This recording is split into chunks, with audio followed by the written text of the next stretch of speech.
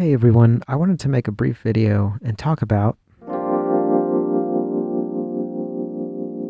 This video is going to be specifically on how I color during my live caricatures. If you want to know what markers and coloring sticks I use, you can watch my previous video and see what tools I use and where you can purchase them. I've included the link in my description below. At the time of this video, I was drawing at the Miami Fair, which is a regular show I do every year and lasts about an entire month. I do work outside a lot, so the elements can be against me, meaning the sun, rain, and wind can make this job a little more difficult to work in. I did my best, and I took my time on this drawing since I knew I was being recorded, and there tends to be a little bit of pressure to do something unique and efficient for the camera. Despite all that, I wanted to record my drawing process since I get requests for it all the time. After I do the marker outline, I like to clean up my pre-sketch for a cleaner surface to color on. I sometimes use colored markers to outline because it makes a drawing more unique. You're not just limited to black marker. It's also a good idea to lay marker down before adding the wax pastels because it will be more efficient to color over marker than wax.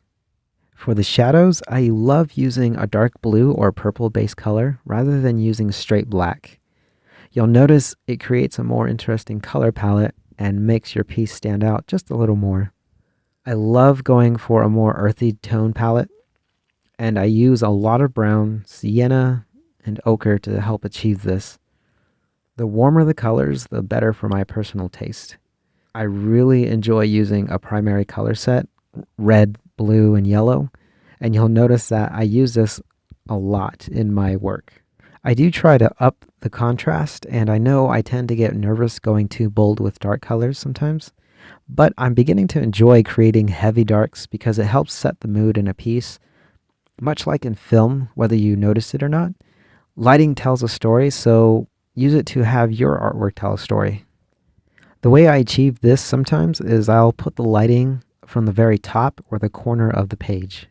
I try not to lay down heavy color everywhere because it can be a bit much for the eyes, so I practice saturating color in certain areas in order to reveal contrast for certain facial features. I only use heavy color where I want the main focus to be. For this piece, their combined noses were the main exaggerated feature, so I laid vibrant colors down for that and left a lighter color for the rest of their bodies. This gives your viewer space to breathe, and you tell your viewer where to land their eyes. I don't go for an exact color interpretation of who I'm drawing. I find more freedom and enjoyment when creating my own colors for the subject I'm drawing. An example of this would be a good friend of mine, Kiko Yamada. She uses a more yellow-based color for her subjects to create a more cartoony look. Some of the best caricature artists out there break the norm of what is traditionally done. Customers will also see the uniqueness in your work when you break the barriers of what is considered normal. When I first started caricatures, I used to use an array of colors. So many, in fact, it became hard for me to choose what I wanted. So I went out and I looked at various color palettes and experimented with what color choices I enjoyed using. I could now choose colors faster, and this also inadvertently helped create my own style. Studying the color wheel and many combinations of colors can help with making quicker decisions. My suggestion is to study as many artists as you can and the way they use color. Pull out your sketchbook, copy the colors they use, then try using it in your work to make it your own. I pull so many references that are not related to the art of caricature, and after studying it, I then see how I can use it for caricature. Use the colors you enjoy.